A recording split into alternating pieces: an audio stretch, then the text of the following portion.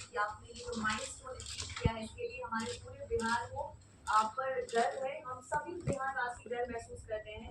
एक दौर था, मैं ये कह सकती हूँ कि जब बिहार में मेडिकल सिस्टम की बात आती थी तो लोग तंज कसते थे और सवालिया निशान उठाए जाते थे। अभी भी हम ऐसे बहुत सारे अखबारों में, हम ऐसे रिजल्ट में या फिर न्यूज में हम ऐसे खबरें पढ़ते हैं कि बिहार की जो स्वास्थ्य सेवा पेन कम हो गया क्योंकि चीरा कम लगता है। ये बात एकदम नोट ध्यान में डालिए। रोबोटिक सर्जरी के आने के बाद से चीरा कम लगता है तो खून कम बहता है तो दर्द भी कम होता है। 100% प्लेसमेंट ऑफ द इम्प्लांट होता है। अभी इस कमरे में अगर जमीन पर इटालियन मार्बल लगा है और इटालियन मार्बल को ले तो आएंगे इटली से और जमीन सही नहीं बनाएंगे तो टाइल ठीक से नहीं बैठेगा। तो रोबोट हम लोग को अमेरिका के इम्प्लांट को सही प्लेसमेंट करने के लिए, ये इम्प्लांट को सही प्लेसमेंट करने के लिए कट करके देते हैं। और ये कटिंग हम लोग का 0.5 mm 0.5 डिग्री के प्रिसीजन में हम लोग बात करते हैं। और जब हम लोग ऑपरेट करते हैं तो सीटी स्कैन पेशेंट का, जो कि अमेरिका में सेगमेंट होता है यानी विश्लेषण होता है, उसके बाद हम लोग प्लानिंग करके पेशेंट के साथ डायनेमिक प्लानिंग करते हैं। तो अमेरिका का इम्प्लांट का अगर ज़मीन अच्छा बना हुआ है, बोन अच्छा बना हुआ है तो टाइल भी अच्छा लगेगा। और घुटना हम लोग को टेबल पे पता रहता है कितना मुड़ेगा, कितना एंगल करेक्शन हुआ है। अभी 86 ईयर्स के पेशेंट है, दोनों घुटना टेढ़ा था, कल उनका सक्सेसफुल ऑपरेशन हुआ है। आज से चल रहे, कल ही से चल रहे हैं एक्चुअली, एंड वेरी हैप्पी। 86, ये 76, 86, 94 तक का ऑपरेशन हमने किया है यहाँ पे। 94 ईयर्स।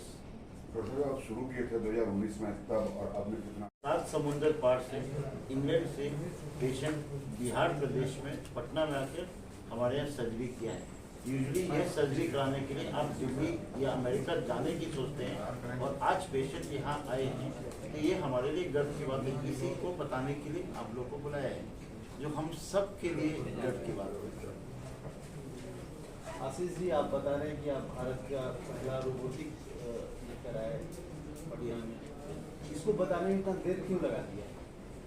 2019 में हमने बताया था और 2019 से काफ़ी लोग जानते होंगे। 2020 में भी, फिर बीच में कोरोना काल आ गया था, उस टाइम पे मिलना जुलना नहीं हो पाता था, परंतु हम लोग सर्विसेज प्रदान करते आए हैं। तो सॉरी अगर आपको नहीं पता था, बट परंतु हमने बताया था 2000। कितना कॉस्ट आता है एक? देखिए, आमतौर से हम पहले भी बताते हैं कि आदरणीय प्रधानमंत्री मोदी जी के सौजन्य से घुटना प्रत्यारोपण का कीमत बहुत कम हो गया है। यानी जो घुटना 1,70,000 का था तो वो 76,800 रुपीज़ का मिलता है इम्पोर्टेड, और लगाने का यहाँ पर मुश्किल से 75,000, मतलब 1.5 लाख प्लस के आसपास हम लोग के यहाँ खर्च होता है। और आयुष्मान वगैरह में हम लोग एक्स्ट्रा पैसा चार्ज नहीं करते, तो ये भी एक बहुत बड़ी बात है। 1.5 lakh including everything, including stay, operation, रहना, खाना पीना, सब चीज़। ये एक पैर का होगा या सर दोनों पैर के लिए? एक पैर का सर। एक पैर के लिए। देर तक डिपेंडिंग ऑन द पेशेंट भी रहता है। बूढ़ा का जो सामान है वो महंगा है, वो 67,000 से लगभग 1,80,000 तक का आता है। बूढ़ा में हम लोग का ऑब्वियसली 75 ये सब चार्ज हो जाता है, जो भी होता है मेडिकल फैक्ट्री। और इम्प्लांट जो सिलेक्ट है, यानी अगर आप बेस्ट इम्प्लांट लगाना चाहिए, जैसे गोल्ड लेने जाते हैं तो 24 कैरेट गोल्ड चाहिए तो वो महंगा होगा, ज़्यादा कारीगरी चाहिए तो महंगा होगा। तो बेस्ट फूला प्रत्यारोपण सेरेमिक हेड के साथ 1,80,000 का मूल कीमत है, जो इम्पोर्टेड अमेरिका या इंग्लैंड या फ्रांस से। टोटल कॉस्ट कितना है? 3.5 लाख का?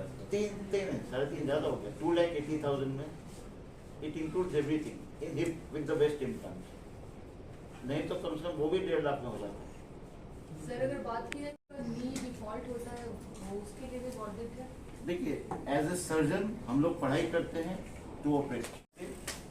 पेन कम हो गया क्योंकि चीरा कम लगता है। ये बात एकदम नोट ध्यान में डालिए।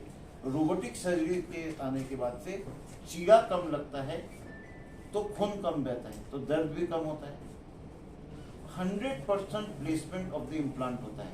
अभी इस कमरे में अगर जमीन पर इटालियन मार्बल लगा है और इटालियन मार्बल को ले तो आएंगे इटली से और जमीन सही नहीं बनाएंगे तो टाइल ठीक से नहीं बैठेगा।